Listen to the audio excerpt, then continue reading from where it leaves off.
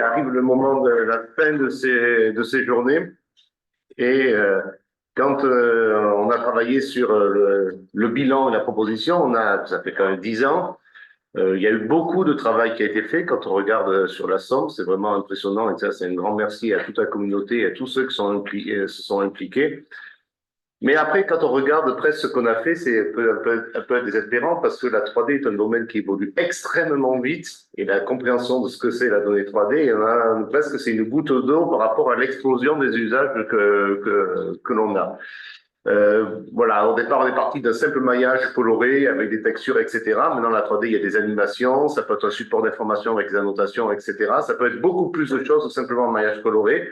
Et donc ça demande à réfléchir à les évolutions qu'on a déjà faites. Voilà. C'est ce que j'avais présenté hier, le mercredi, dans cette conclusion, c'est-à dire qu'il y a des multiplicités de formats, des multiplicités d'usages.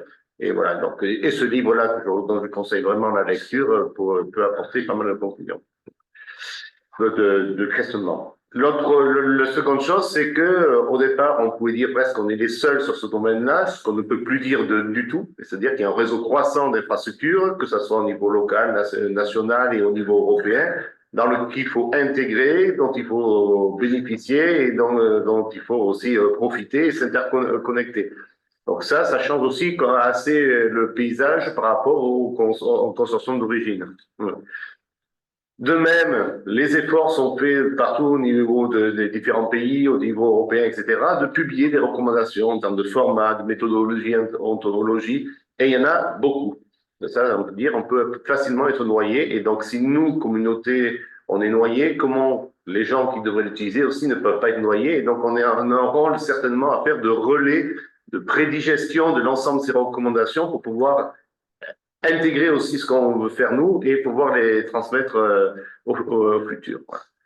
Parmi ça, il y a en ce moment un mot-clé qui est très présent, c'est la notion de jumeau numérique, qu'on entend beaucoup, qui est pas dans l'idée de reproduire numériquement exactement la donnée d'origine, qui est plutôt une notion issue de l'industrie dans laquelle on fait un prototype qui va être après mise en œuvre, qui est plutôt dans le fait de bien documenter. Et là, on remonte sur l'ensemble des discussions du consortium.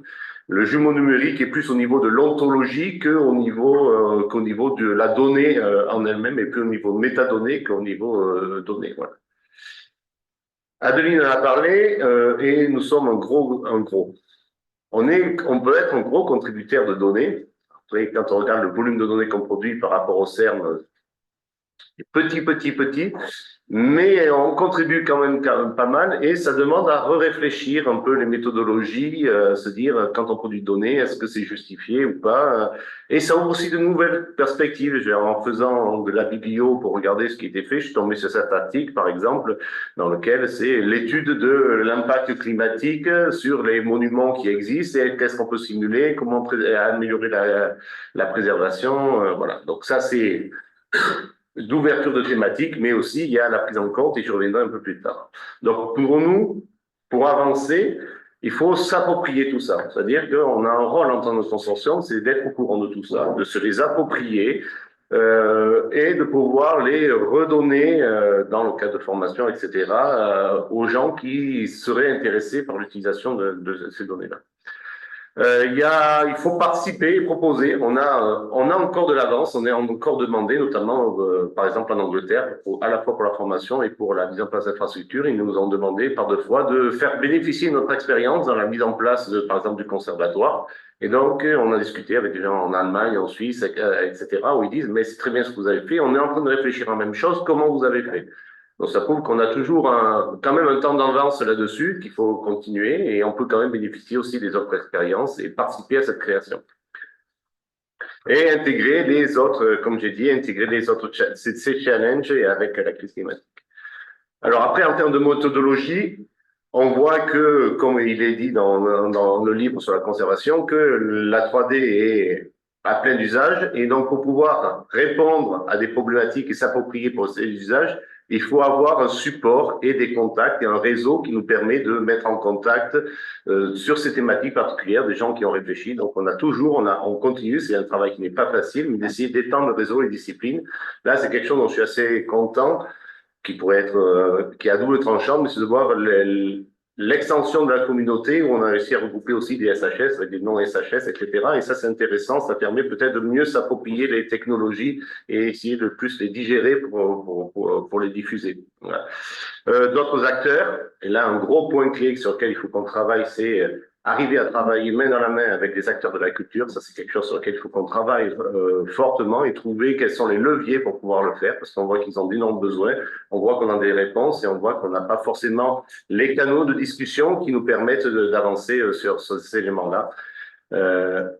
Il faut réévaluer les guides. Certains guides ont presque 6 ans. Et en 6 ans, il y a beaucoup de choses qui se sont passées. Et il faut les reprendre, et notamment quand on dit la crise climatique, il y a quand on regarde certaines recommandations, on se pose la question, est-ce que c'est si pertinent encore aujourd'hui? Et il faut revoir ces éléments-là. Et si le compte sont renouvelés, c'est garanti au premier semestre, il y aura des réflexions, des visioconférences excellentes là-dessus pour essayer de reprendre ces éléments-là. Voilà. Et par contre, l'avantage, c'est que s'il y a un nouveau consortium, on a déjà une bonne assise, que ce soit les recommandations, les infrastructures, etc. Et ce qui nous permettrait d'avancer un peu plus vite sur les étapes. On ne partirait pas derrière, on a vraiment un certain... D'où l'idée de reproposer un consortium qui est nouveau, mais qui s'appuie sur l'ancien. Et donc, on change le logo, on change un peu le titre, mais visuellement, c'est quand même identifiable parce qu'on a quand même travaillé longtemps, pendant 10 ans, pour être reconnu, etc. Et si on enlève cette reconnaissance, c'est compliqué, il faut tout reconstruire et on perd un peu de temps sur cette reconstruction. Voilà, donc le logo, il s'appelle, maintenant c'est plus le consortium 3D SHS, c'est le consortium 3D HN, C3D HN. HN pour N pour une humanité, N pour numérique parce qu'on y est, et puis pour humanum aussi. Donc on intègre aussi le fait qu'on ait un consortium d'humanum directement dans le logo. Et des objectifs, et là je vais passer la main à Florent. Les objectifs, tout ce qu'on doit faire devant s'intégrer dans 2 objectifs. C'est l'assise de ce qu'on devrait travailler, c'est développer des infrastructures et des outils, d'un côté, c'est-à-dire quand on fait des résultats, c'est des infrastructures et des outils. L'autre pilier, en termes de résultats, c'est les guides que l'on doit mettre à jour, que l'on doit traduire, mettre en anglais, etc. Et toutes les formations que l'on va faire. Et là, je te laisse... Avec plaisir. Je te laisse le relais, tu partages ton écran. Non, c'est toi qui partages mon PowerPoint. Oui, il faut que je le retrouve. Sinon, tu peux partager ton écran et je diffuse. Non, non, t'avais pas pris de faire ça tout de suite. Ouais, tout de suite. Tu vas trouver dans quelques secondes. Sur les formations, effectivement, on a lancé un plan de formation. L'idée est née il y a 3 ans, 4 ans, au moment du Covid, où on s'est dit, mais en fait, il faut qu'on puisse diffuser encore plus nos livres. De là, on a mis du temps à se mettre en route, effectivement, puisqu'on n'arrivait pas à trouver de moyens, en fait, pour le faire. Et du coup, on s'est dit, on va proposer plusieurs typologies de formation. La première typologie, c'est une formation d'une journée, globalement, à destination plutôt des acteurs locaux. Voilà. Tu trouves? Oui, je vais trouver. À destination des acteurs locaux. L'idée, c'était de passer par le réseau des MSH. Pourquoi? Parce qu'on s'est dit, faire une formation nationale, c'est très bien, mais en fait, il vaut mieux aller au plus proche des utilisateurs, au plus proche des acteurs. Donc, on va se rapprocher du réseau des messages pour faire ça. Et le deuxième type de formation qu'on souhaitait mettre en place, cette fois-ci, c'était plutôt sur de la longue durée. Pourquoi pas le principe d'une école d'été, d'une action nationale de formation du CNRS, voilà, qui permettrait d'asseoir un petit peu plus nos convictions. Voilà. Du coup, j'avais quelques slides à vous partager sur les objectifs. Vas-y, on peut passer, s'il te plaît. Voilà. Donc, sur les enjeux, je viens de vous en parler. Les objectifs pédagogiques, Xavier vous en a également parlé. C'est vraiment sensibiliser sur toutes les thématiques que l'on a. Les outils de traitement, de visualisation, de stockage. Il y a eu des formations, par exemple, qui ont été faites sur Interact 3D déjà. Voilà, donc c'est vraiment pouvoir faire ça à façon, avec un objectif qui est non pas de diffuser nos bonnes pratiques, mais de partager les bonnes pratiques de tout et un chacun. Le public, je vous l'ai dit, concerné, c'est vraiment tout le monde. C'est-à-dire qu'on vise tant les enseignants-chercheurs que les doctorants, mais également les institutions patrimoniales, tu en as parlé, Xavier, mais également les entreprises. il y a beaucoup d'entreprises. Alors, quand je dis entreprises, c'est pas forcément les fournisseurs de technologie, hein. Ça peut être des sociétés de conseil, des prestataires également, qui sont mandatés par les institutions ou par nos laboratoires et qui, parfois, font des choses qui, déontologiquement, veulent pas dire grand-chose. Donc, on peut les inviter à ces formations. Alors, ce qui serait intéressant en plus, c'est que du coup, ils pourraient toucher le DIP. Pour eux, c'est tout bénef. Voilà. Donc, ça peut être un moyen de le faire. L'objectif, c'est effectivement 20 à 60 personnes en moyenne. Le contenu de nos formations, ce qu'on veut, c'est qu'il soit type, c'est-à-dire qu'on ait un planning général et qu'on puisse le diffuser un petit peu partout. Évidemment, on va faire appel au réseau du consortium 3D HM, c'est-à-dire que si je prends juste un exemple, on va former à la photogrammétrie, très bien. On fait quelque chose qui va se passer du côté de Marseille, à qui on va faire appel? On va faire appel au MOP. Si on va faire quelque chose qui va plutôt être en région Pays de Loire, à qui on va faire appel? On va aller voir Tours ou Nantes pour éviter de faire venir les gens de Marseille. Voilà. Si ça se passe du côté de l'Aquitaine, bien entendu, on ira voir du côté de Bordeaux. Voilà. Donc l'idée, c'est qu'on puisse quand même avoir des socles communs, mais avec, pourquoi pas, des intervenants qui soient différents. Et puis on vous a mis ici la formation longue nationale de type ANF qu'on imagine, voilà, avec là cette fois-ci plutôt des témoignages. Donc si c'est pas forcément que du descendant, là on veut que ce soit également remontant et qu'il puisse y avoir un certain nombre d'échanges. Je reviendrai sur un événement qui s'est passé à Fréjus il y a 10 ans, Robert s'en souvient, j'y reviendrai tout à l'heure. Voilà. Et donc, pour conclure sur les formations, je vous ai dit, l'idée c'est de le faire sur plusieurs cercles. On a vu un premier cercle du réseau des messages qui est affiché ici. Nantes, c'est déjà fait. Aix-Marseille, il y a une partie qui a été faite. Lyon, Caen, Lille, Dijon, Bordeaux. Et puis, on voudrait élargir après un deuxième cercle. On a essayé de voir comment on peut mailler ça de façon intelligente. Déjà des actions qui ont été réalisées. Il y en a eu une qui a été faite l'année dernière à Nantes pendant l'AG du consortium. Il y en a eu une à Paris cette année en septembre. Il y en a eu une à Tours également en juin. Donc l'idée, c'est vraiment qu'on puisse continuer à diffuser ça.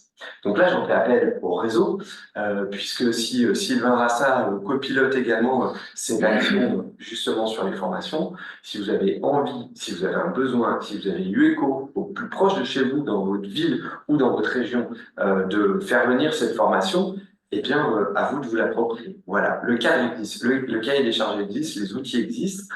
Une partie, je dirais même plus loin, des supports pédagogiques existent.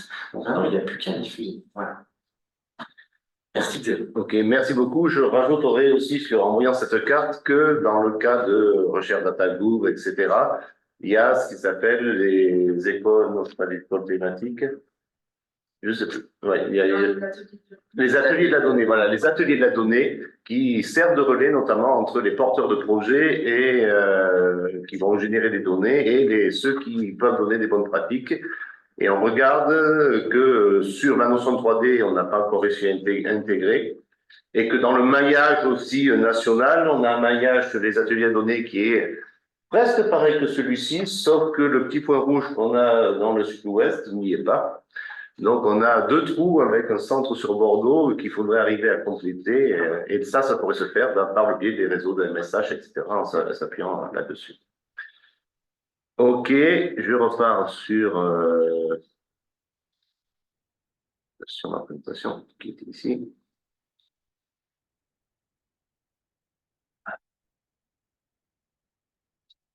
OK, pour nous, c'est bon.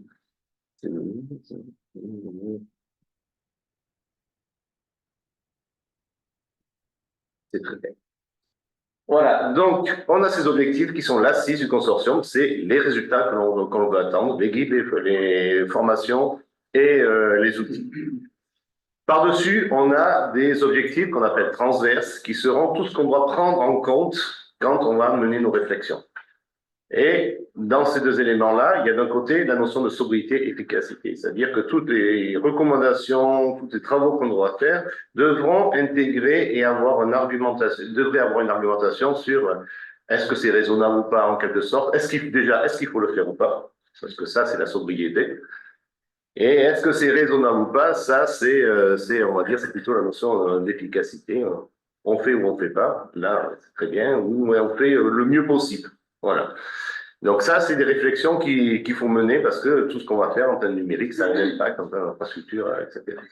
Le second axe de réflexion, c'est quand tu parlais d'extension, c'est les institutions et l'international, l'intégration dans les différentes structures. Et là, on va parler de sociétés savantes quand je reviendrai plus tard. Et c'est là où on doit faire un effort pour se rapprocher notamment des milieux de la culture pour pouvoir travailler avec eux sur des sujets, quitte à faire en sorte que les infrastructures qu'on développe, qu'il y ait une infrastructure plutôt recherche, une infrastructure plutôt culture, mais qu'elles communiquent ensemble et qu'on arrive à faire quelque chose dans ce sens-là. C'est un énorme challenge, c'est de faire ce pas-là vers la culture, mais toute personne qui a des relais de ce côté-là, etc., est bienvenue pour pouvoir intégrer directement les personnels de la culture au centre de la formation.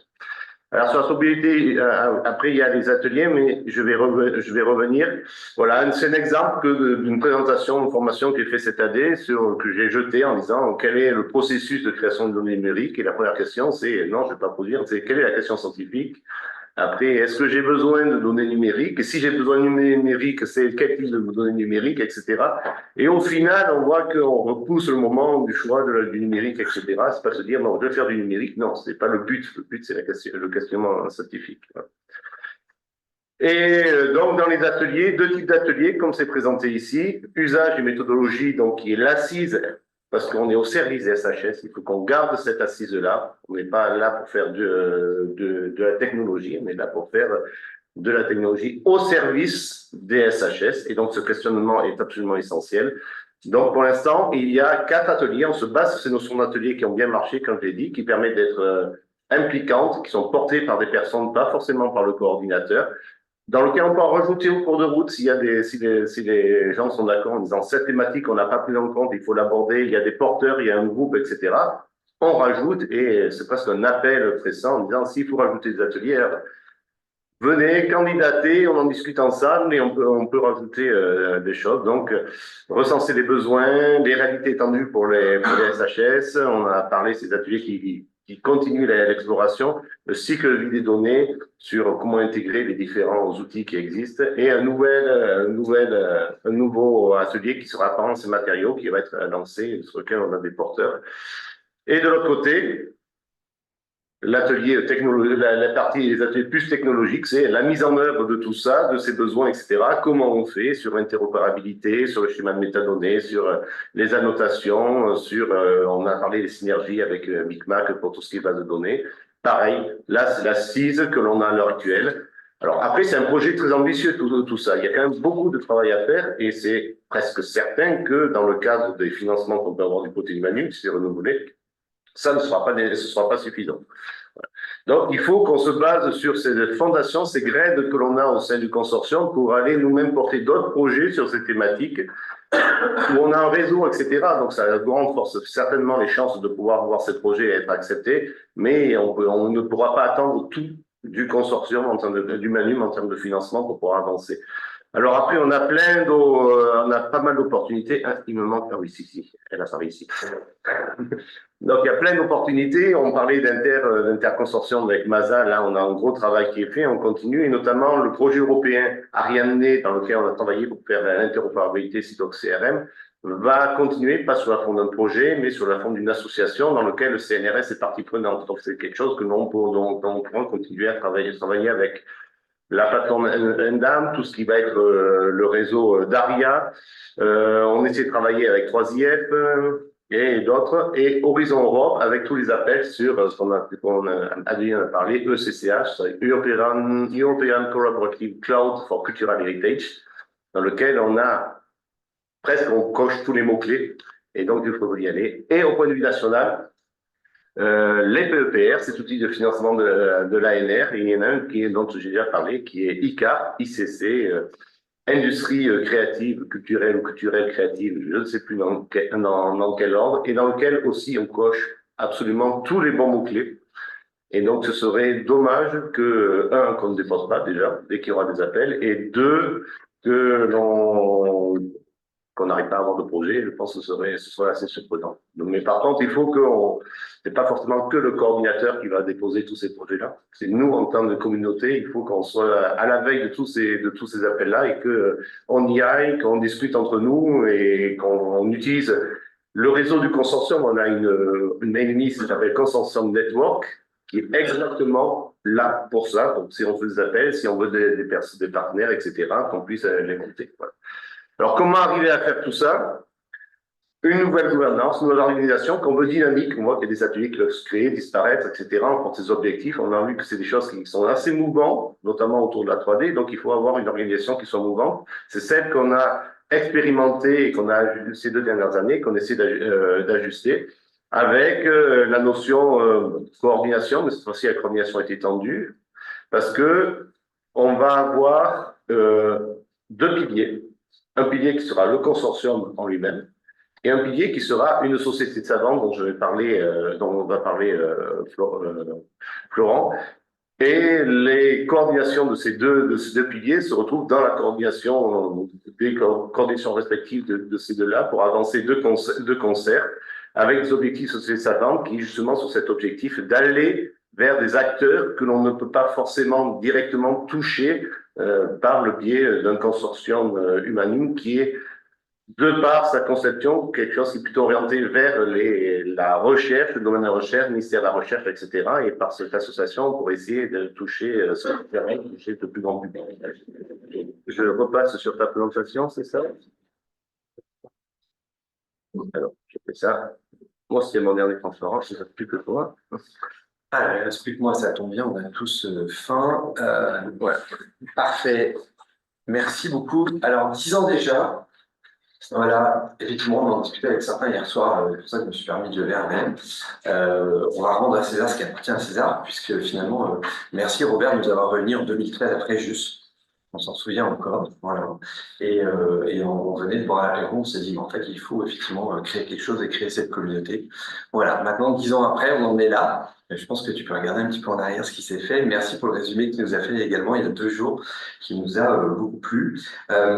J'ai essayé de récapituler un petit peu et j'ai retrouvé des choses très intéressantes. Vous voyez tout en haut à droite, le schéma, c'est le schéma du cycle de vie des données qu'on a tous amélioré et qui effectivement a été initié par Robert il y a maintenant un peu plus de 11 ans. Voilà. On a retravaillé par la suite. J'ai noté quelques moments clés qui ont été forts également au sein de notre consortium. Évidemment, les rencontres à Valpré, pour lesquelles Manu nous a fait confiance depuis le début. Et ça, je pense que c'est vraiment important parce qu'on a carte blanche aussi. Et puis, j'ai noté les livres blancs en 2017, qui sont l'aboutissement en fait du lancement des ateliers. Quand Xavier était là, entre autres, ça a été bien dynamisé. Et puis, on se souvient, Laurent, il est dans la salle de Digital Heritage à Marseille, qui a aussi marqué un peu les choses noir sur blanc. Et enfin, le workshop de Poitiers, qui a permis aussi de faire une grande avancée. Voilà, donc rétrospectivement, il s'est passé pas mal de choses. En termes de ville, on se disait hier que ça serait bien d'aller ailleurs. Eh bien, nous sommes allés à Marseille, en fait, en 2019. Voilà. Ça a déjà été fait. L'appel est lancé pour 2024, d'ailleurs. On en profite, puisque même si le consortium n'est pas labellisé par Humanum, il n'empêche que notre réseau, notre communauté devra continuer à exister. Et donc, en 2024, on fait le pari qu'on se retrouvera quand même. Voilà. Pour toutes ces raisons et compte tenu de ce qui s'est passé, effectivement, il y a la partie scientifique et il y a la partie communauté qui est vraiment importante. Et on s'est dit, il faut absolument qu'on arrive à fédérer tout le monde. Pour ce faire, on va lancer l'idée d'un GIS, d'un groupement d'intérêt scientifique, qui va prendre la forme d'une société savante. Alors certains parmi vous ont déjà entendu un petit peu parler. Moi, je voulais, avant de vous donner un peu le cadre de ce qu'on imagine, eh bien, alors je sais que certains sont allergiques à Uclab, mais les autres non. Donc je vous invite à aller sur Uclab et puis nous mettre quelques mots-clés de ce que pourrait être en fait cette société savante. Voilà, et vous vous souvenez de ce que c'est Uclab, vous prenez votre téléphone, vous flashez le QR code, et puis je vous invite à renseigner quelques mots-clés. Voilà, et ça va nous donner une vision de ce que vous attendrez d'une société savante sur le consortium 3D. Voilà. Je vous laisse remplir. Et voilà.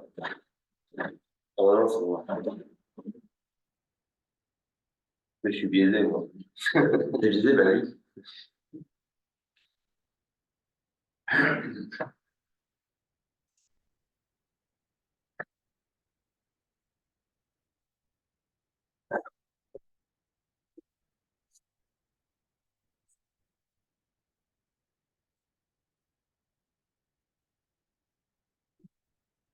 À distance aussi, vous pouvez le faire. Hein. Ouais. Soit cacher votre écran, soit copier l'adresse mail, il n'y a pas de problème.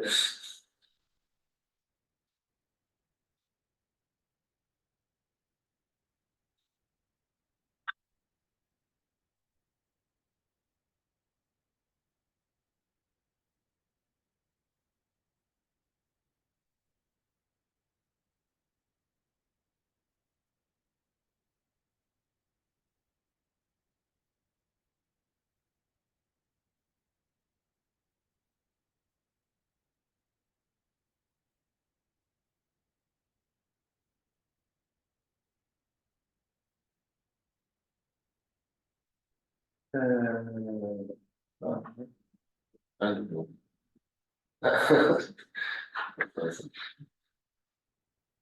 Bon, je vous mets les résultats qui s'affichent au fur et à mesure. C'est toujours intéressant.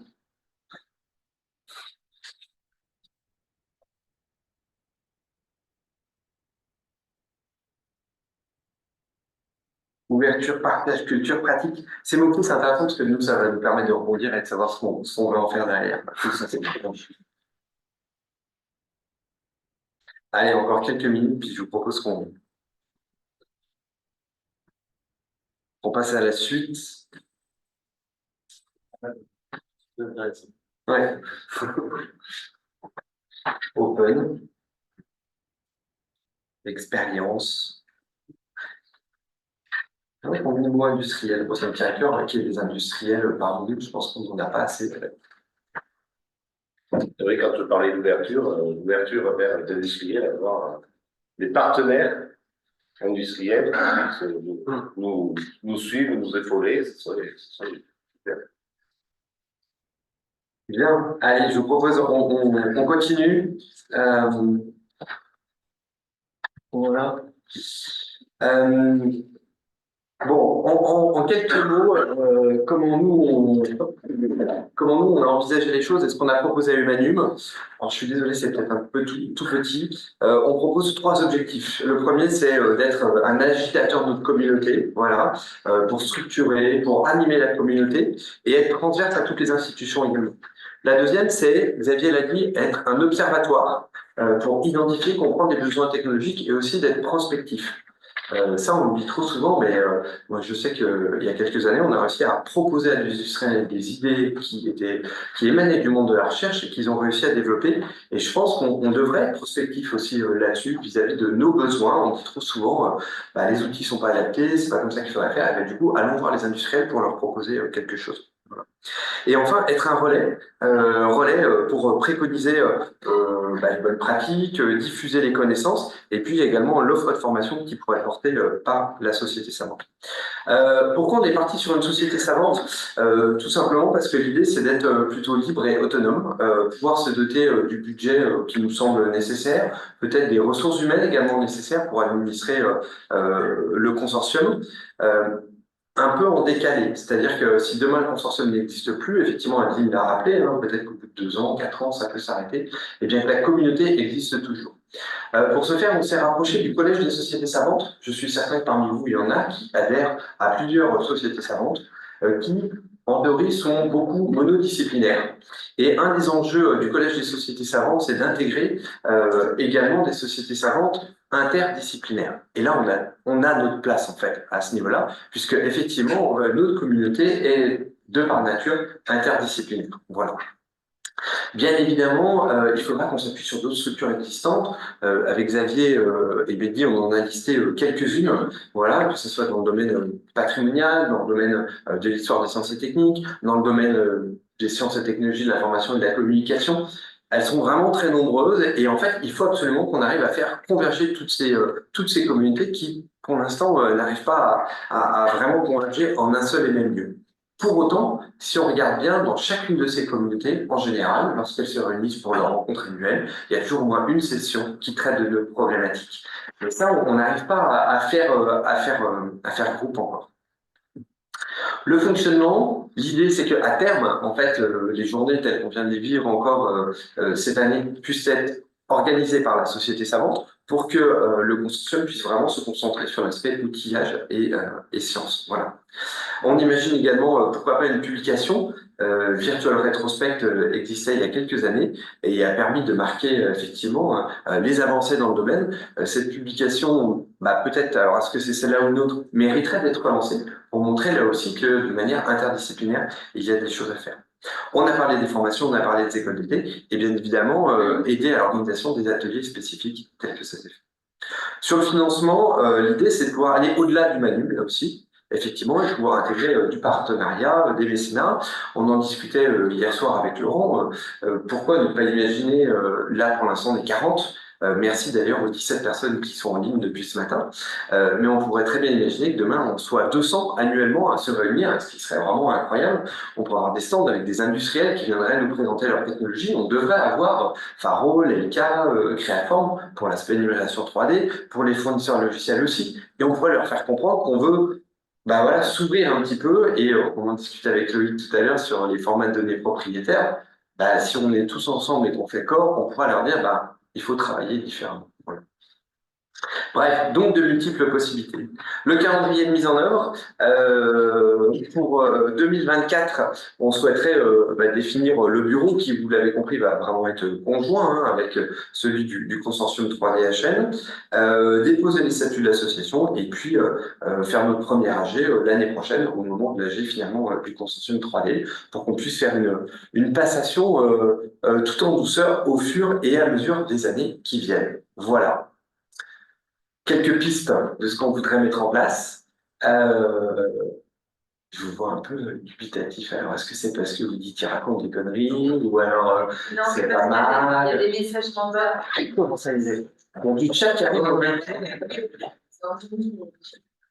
D'accord. Et qu'est-ce qu'il nous dit entre nous qu'il est d'accord, pas d'accord? On va nous rapporter ça. Il a des idées. Anthony, si tu as des idées, mets-les dans le mets-les dans le système qui était avant sur le chat. Voilà. Et puis pour terminer, moi j'ai une question à vous poser. Est-ce que vous êtes prêts à vous lancer dans cette aventure? Voilà. Là, je vous propose de reprendre Booklab. Et puis je vous propose quelques questions. Voilà. Est-ce que je veux simplement être membre de cette association, de cette structure? Est-ce que je veux bien suivre l'avancement du projet, aider? Est-ce que je veux participer à l'aventure cette fois-ci, en m'impliquant un peu plus? Ou alors, je n'y vois aucun intérêt? Voilà. Je vous lance ça de suite. Quelle future pour la société savante? J'ai perdu le QR code. Vous avez perdu le QR code. Vous voulez que je vous remette le QR code? Oui. C'est la même page, oui, c'est la même page Google. Ok. C'est bon?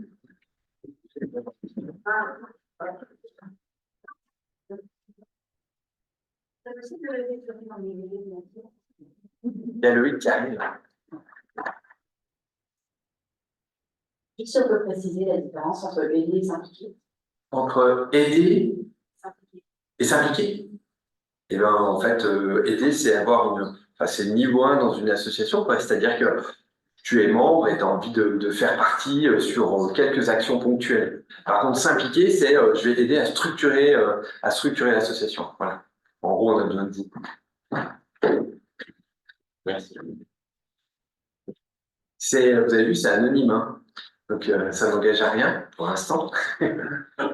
À distance, on compte sur vous également pour remplir, hein, bien entendu. Moi, j'ai Bien sûr, oui. c'est pied direct, mais il manque une option pour moi. Je veux dire, pourquoi on ne propose pas de rejoindre des sociétés savantes à distance? Parce que c'est aussi, enfin, je veux dire, on réinvente, enfin, je sais pas. Pardon. Non, mais tu as raison, merci de le souligner. L'idée, c'est pas forcément de réinventer quelque chose. Voilà. En revanche, pour avoir déjà discuté avec le président du Collège des sociétés savantes, qui est une organisation reconnue, qui dépend de l'Académie des sciences, de l'Académie des technologies et autres académies, en fait, ce qu'on fait nous ici n'existe pas. Et du coup, il trouvait effectivement intéressant de pouvoir fédérer cette communauté parce que ça avait créé de la transversalité avec les autres sociétés, en fait. Voilà. C'est un peu la stratégie qu'ils nous ont proposée. Voilà, ça permet aussi de faire quelque chose. C'est vrai qu'on peut rejoindre, mais laquelle? Est-ce qu'on rejoint la FRB, la FIG, plein d'autres sociétés? En fait, on est un peu de partout et ça permet peut-être de faire quelque chose qui est transverse. Et si on aurait des journées, peut-être une année avec une société savante, une année avec d'autres sociétés savantes pour pouvoir explorer aussi les différentes. Mais donc, ça veut dire intégrer dans le bureau des membres de ces autres sociétés savantes pour que la transversalité, elle les implique. Carrément, mais avec grand plaisir, bien sûr. Ouais. Enfin, c'est que j'ai l'impression de recréer un nouveau standard, là où il y a déjà 12 standards qui répondent à des petites questions, parce qu'on a l'impression que notre standard il est le meilleur. Enfin, voilà, c'est un peu en ce sens-là. Est-ce qu'on inclut finalement les autres? Est-ce que c'est bien sûr votre appel? Oui, c'est prévu d'inclure les autres. Au contraire, justement, pour éviter qu'il y ait de la redondance. Oui, tout à fait. Le but est Dans tout ce qu'on fait là, quand on parlait de l'atelier métadonnées, le but n'est pas de recréer des standards. L'idée est de comprendre, c'est ce que je disais, c'est s'approprier ce qu'il fait et le retransmettre. Alors, c'est pas exactement sous la même forme, c'est peut-être sur un format adapté au public mais il faut se l'approprier. C'est pour ça que l'idée, quand on parle de métadonnées, j'ai discuté beaucoup à Valentin aussi, c'est-à-dire qu'il y a pour moi un schéma de métadonnées, il y a deux niveaux. Il y a le niveau, le schéma en lui-même, mais il y a aussi le niveau en fait, est basé sur des bonnes pratiques que tout le monde devrait avoir, même s'il n'y avait pas de schéma de métadonnées. Donc, au point de vue communication, on peut se baser là-dessus. Si les gens suivent ces bonnes pratiques, après, le mettre dans un schéma X, Y, Z, en fait, on retrouve que dans tous les schémas, des passerelles parce que c'est basé sur le même principe de base. Et voilà, donc je pense qu'il faut alterner la mise en forme des schémas de métadonnées. Typiquement, ça c'est le rôle du consortium, ce n'est pas le rôle de l'association, de la société savante. Par contre, le rôle de relais, de diffusion, de remontée, de descente, etc., sur des communautés élargies, ce serait le rôle de la société savante. Okay.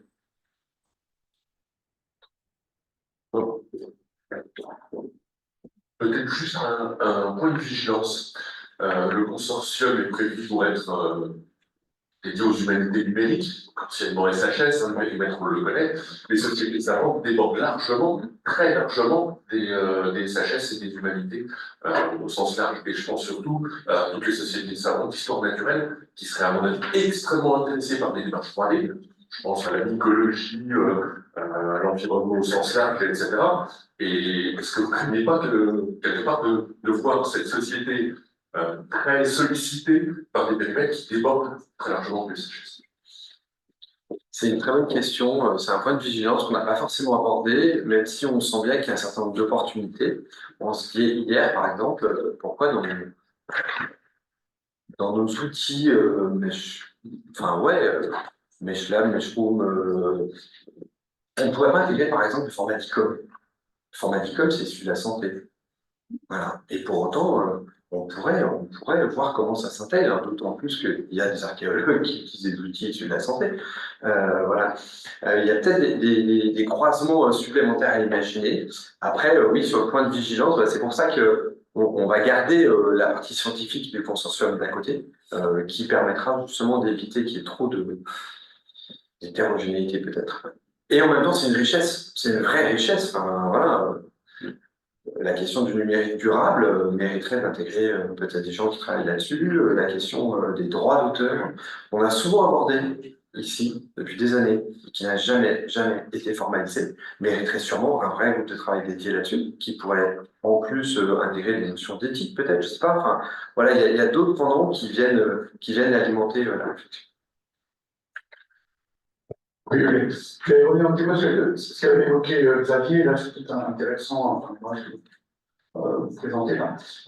C'est que il y a les usages, les outils, les usages de bonnes pratiques, ça c'est un niveau, et après il y a pourquoi on fait ça. Ça, ce sont des objectifs scientifiques. Et ça, Xavier, je crois que tu l'expliques très bien, dans le sens où il y a des objectifs, et après, c'est pas grave de savoir comment ça se réalise, il faut le faire bien. Et ça, c'est le rôle du consortium. Et dans la mesure de la communication du consortium vers l'extérieur, je trouve qu'il manque souvent cette dimension, c'est quels sont les objectifs scientifiques réels qui pilotent tout ça, parce que c'est quand même scientifique. Alors, peut-être qu'une société savante pourrait s'occuper que de cet aspect, c'est-à-dire pourquoi ces choses-là, et non pas comment. Et le consortium, lui, peut s'occuper de comment on fait. Et ça permettrait de donner peut-être une visibilité au consortium, que le consortium pourrait fabriquer lui-même en disant pourquoi on fait ça, donc avec une valorisation sur les aspects scientifiques, ou alors les jeter dans une société savante qui également contribuerait à cela. Mais dans la mesure où la séparation c'est très nette entre ces deux espaces, ça pourrait effectivement créer une dynamique nouvelle sous cette forme différente. Tout à fait. Dans le cycle de vie des consortiums humanines tel qu'avait été présenté il y a 2 ans, un consortium a vocation à 3 issues possibles au bout de son cycle. Il y a la communauté, donc ça c'est l'idée à société savante. Il y a des axes de recherche, des projets de recherche, et il y a d'autres consortiums. Voilà.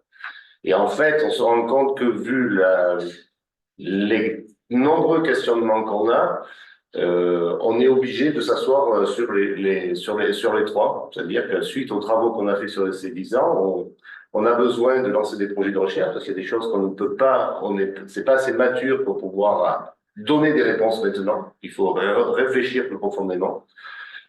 Il y a besoin de développer les outils, des réponses scientifiques, etc. Donc ça, c'est vraiment le rôle du consortium. Mais il y a un besoin énorme de pouvoir fédérer une communauté croissante.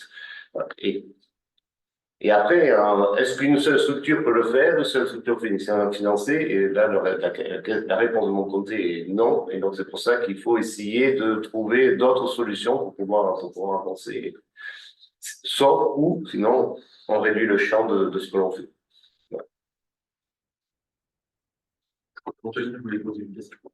Ah, Anthony, vas-y, on t'écoute. Non, Mais tu peux parler. Ouais, tu peux parler ensuite, sauf si j'ai coupé le son peut-être. Alors, je vais lui poser la question qui tue. Sur le même point de vigilance exposé par Mathieu sur les sciences naturelles, est-ce que la société savante permettrait une main tendue vers les sciences du patrimoine, au hasard, FSP, Espladon? Alors là, oui, c'est le but principal, etc. C'est ce qui justifie la création de cette société. Voilà, c'est structurellement Humanum, défendu CNRS, voilà. Et donc, on a un public qu'on veut élargir à la FSP, avec Pladon, avec Culture, etc. Il y a déjà des ponts dans l'Espladon, Humanum fait déjà partie prenante. Sur Notre-Dame, on a déjà fait des choses en commun. Mais on sent que ce n'est pas le seul. Il faut qu'on ait d'autres solutions pour pouvoir travailler ensemble. Et on veut explorer cette société savante justement pour essayer d'avancer ensemble sur un certain nombre de sujets. Donc, désolé, j'ai répondu à la place. Non, mais parce que c'est un sujet qui me tient très à cœur et que je vois la question d'Anthony. Oui, carrément. D'autres remarques, suggestions? Je vois l'heure qui tourne. Véronique nous quitte. Merci. Merci Véronique d'avoir été une des piliers aussi. Je pas répondu à ça parce que je pars à la retraite. Pour ceux qui sont en ligne, Véronique part à la retraite, du coup elle n'a pas répondu à je même clic tour de moi. Mais chacun a bien vu. Oui. Au contraire. Allez, au revoir. Au revoir. Bon, Xavier, s'il n'y a pas de remarques, moi je vous propose une dernière question sur BookLab. J'ai 3 contacts à donner pour élargir le réseau. Voilà. Est-ce que vous avez des idées de gens qui pourraient nous rejoindre? Et puis je vous invite également, étant que c'est anonyme jusque-là, à nous laisser votre nom, votre prénom, voilà, si vous voulez vous impliquer dans la société savante. Voilà, vous pouvez retourner sur BookLab et vous avez une nouvelle question qui apparaît. Nous, on va mettre Le QR code, je crois qu'il est. c'est ça. Et après, on peut rentrer des noms ou des institutions, des associations. Oui, des noms, j'ai marqué institutions, entreprises, labos, collègues universitaires. Allez-y et lâchez-vous. Oui. Et bien évidemment, on reviendra vers vous. En fait, ce que je me disais, c'est que si finalement chacun d'entre nous était capable de dire, bah voilà, j'ai au moins 3 personnes au sein de mon réseau qui pourraient être intégrées dans notre réseau, bah voilà, forcément, ça va faire effet boule de neige. Donc, vous serez bientôt sollicités pour ça. Moi, après, j'aurais une question sur un truc que vous avez présenté plus tôt sur les formations. Donc, comment est-ce que sont envisagés les enjeux de ressources humaines pour les formations, les discussions avec les tutelles, parce qu'on sait qu'on a déjà tous et toutes trop de choses à faire en trop peu de temps. Et les formations, alors peut-être qu'il y a déjà des matériels pédagogiques qui existent, mais on sait que ça prend quand même du temps de se réapproprier. Enfin, je pense qu'il y a quand même un enjeu d'argent là-dessus, et qu'on ne peut pas simplement dire c'est du bénévolat. Comment vous avez envisagé la chose? Alors, il y a un budget dédié aux ressources humaines dans le consortium, parce que, une formation, c'est du temps d'organisation. Donc déjà, c'est une grosse partie, il faut pouvoir les organiser, les gérer les personnes qui viennent, les missions, etc. Donc ça fait une charge. Et après, il y a peut-être certains intervenants qu'il faut faire venir, payer, etc. Parce qu'il y a des gens qui sont intéressants. Je pense notamment à Mathilde Seigneur qui a travaillé pour le ministère de la Culture au point de vue droit, etc. qui est qui a fait une très bonne présentation, qui serait certainement très efficace pour faire des formations, mais qui est sur lequel on pourrait la faire venir sur des prestations, ou payer des heures de cours, etc. Donc, pour moi, oui, il faut prévoir ça. Et après, l'idéal, c'est que à terme, une fois qu'on a un réseau de gens qui ont été formés, suffisamment entraînés, etc., c'est eux qui prennent le relais. Mais au moins, sur les premières années, il y a un effort en ressources humaines. Et après, moi j'ai une question, mais je ne veux pas monopoliser le micro parce que je tiens. C'est personne qui a des questions. Dans une des Florent, tu disais être agitateur, être un observatoire et être. Qu'est-ce que c'est d'autre Un relais. Un relais, merci, un relais. Comment je vais dire ça? Je ne sais même pas ce que je pense. Du coup, non, mais ce qui m'interroge, c'est est-ce qu'il ne manque pas des choses là-dedans? Enfin, je veux dire, le critique, il est séduisant, mais est-ce qu'il est complet de ce qu'on veut? Par exemple, on met de l'argent dans des développements logiciels, on met de l'argent public dans des développements logiciels open source.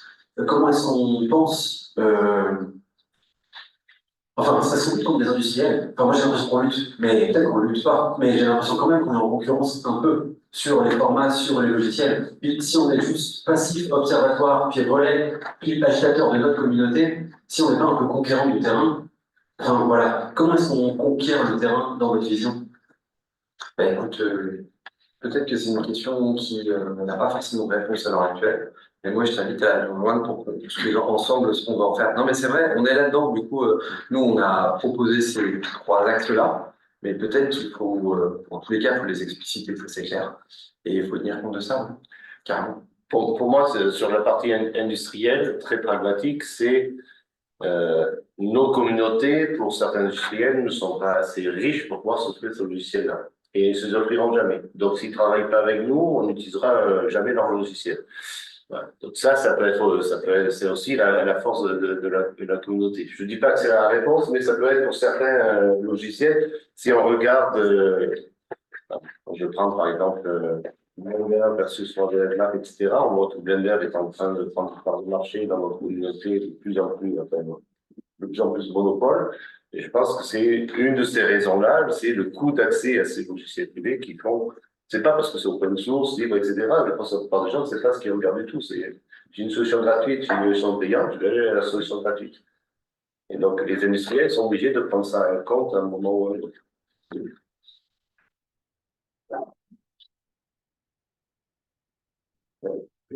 Juste pour rappeler, disons, j'ai une expérience très ancienne de collaborer avec des industriels. Et donc, j'avais monté sur Bordeaux, c'était en 95,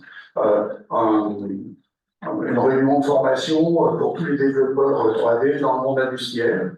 Et il y avait que nous qui n'étions pas industriels, pour que les astuces et les problèmes de développement puissent être mis en commun, qu'on puisse l'utiliser, pour que tous les développeurs puissent développer de façon brillante.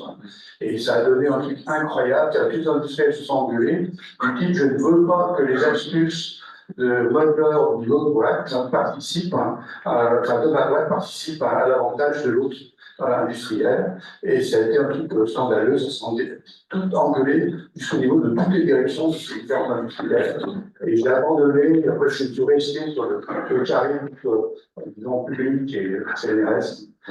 C'est pas évident, sur un industriel isolé, vraiment être un partenaire fort dans un espace, dans un ensemble public, de public. Mais plusieurs industriels en même temps, c'est très compliqué. Et pour mémoire, je rappelle tout ce qu'on avait fait en Égypte avec EDF, qui a immédiatement été contrebalancé par IBM et CUNY. IBM disant EDF n'est pas un industriel de l'informatique, c'est nous, c'est pas eux. Et donc, il y a toute une guerre à un moment au niveau de la communication là-dessus. Après, le temps tourne. Une dernière question, est-ce qu'il y a dans la salle, c'est une dernière question? Ou en ligne aussi. Hein. Ou en ligne, oui, pour l'ordinateur. Non, il n'y a pas de questions en ligne. Voilà. Non, peut-être. Est-ce que vous m'entendez? Oui, Très bien. Ouais, salut à tous. Donc Jean-Louis à Nantes, là, juste pour témoigner du grand enthousiasme nantais à cette affaire. On a vu dans le questionnaire que personne dans les réponses ne disait que c'était une idée stupide. Après, il y a des niveaux d'engagement des uns et des autres, c'est normal.